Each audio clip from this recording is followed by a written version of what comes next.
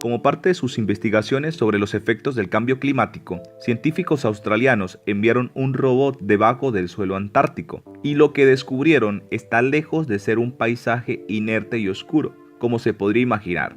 Los científicos abrieron un agujero en la capa de hielo de 1,5 metros de espesor en la bahía de O'Brien, cerca de la estación de investigación de Casey, en el este de la Antártida. El robot descendió 30 metros y a esta profundidad filmó un colorido bosque de esponjas, pinos de mar, arañas marinas, gusanos, algas y estrellas de mar. Paradójicamente, toda esa flora y fauna prospera gracias a la protección de la capa de hielo que les brinda contra las inclemencias más duras del clima antártico.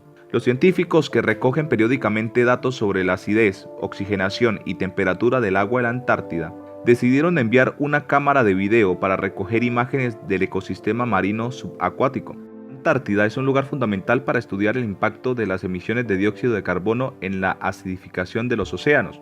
Johnny Starr, investigador de la División Antártica Australiana, cuenta que 1/4 del dióxido de carbono emitido a la atmósfera es absorbido por los océanos, que aumentan así su acidez. El dióxido de carbono es más soluble en agua fría, por eso las aguas polares se están acidificando al doble velocidad que las aguas tropicales. Creemos que estos ecosistemas serán los primeros en ser impactados por la acidificación de los mares, se lamentó. Bienvenidos a un nuevo vídeo. Si te gusta este tipo de contenido, suscríbete a nuestro canal. Es gratis. Una nueva investigación confirmó que bajo los sedimentos del hielo antártico existen grandes reservas de agua. Si bien solo se capturaron imágenes de una sola corriente de hielo, aseguran que es posible que haya más. Un equipo internacional de científicos ha confirmado la existencia de aguas subterráneas en la Antártida, algo que se sospechaba, pero que hasta ahora no se había podido comprobar. La investigación proporciona información sobre los sedimentos bajo el hielo antártico, una parte inaccesible que no se ha explorado, y que ayudará a los científicos a entender mejor cómo funciona el continente helado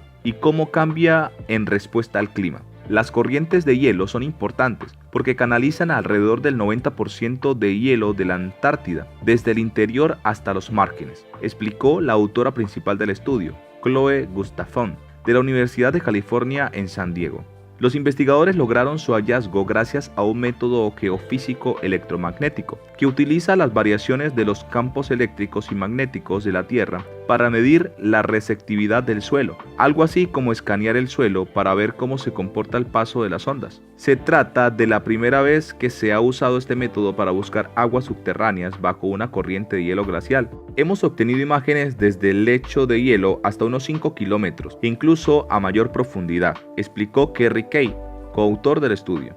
Tras el éxito de esta técnica demostrado en la investigación, Gustafson cree que es hora de que la gente empiece a considerar el electromagnetismo como parte del conjunto de herramientas geofísicas estándar de la Antártida. En una segunda parte de la investigación, un análisis geográfico demostró que una gruesa capa de sedimentos se extiende por debajo de la base de hielo desde medio kilómetro hasta casi 2 kilómetros antes de llegar al lecho rocoso. Asimismo, los autores confirmaron que los sedimentos están cargados de agua líquida hasta el fondo, y según sus cálculos, si se extrajera toda, formaría un lago de entre 220 y 820 metros de profundidad. Si se usa como referencia el Empire State Building, con 420 metros de alto, en el extremo menos profundo, el agua llegaría a la mitad del edificio, y en el extremo más profundo equivaldría a casi 2 Empire State, uno sobre el otro, lo cual es significativo porque los lagos subglaciales de esta zona tienen entre 2 y 15 metros de profundidad.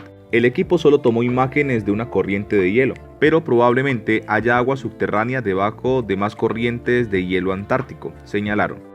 El agujero más grande en la capa de ozono detectado sobre el Polo Norte se cerró casi un mes después de haber sido descubierto. A fines de marzo, los científicos del Servicio Copérnico de Monitoreo Atmosférico detectaron lo que llamaron una gran brecha sin precedentes en la atmósfera, que se cernía sobre la región del Ártico. Pronto se convirtió en el agujero más grande que habían monitoreado en el hemisferio norte, de una extensión masiva de algo menos de 1 millón de kilómetros cuadrados, según dijo la Agencia Espacial Europea a inicios de abril. Pero para el 23 de abril hubo algunas buenas noticias.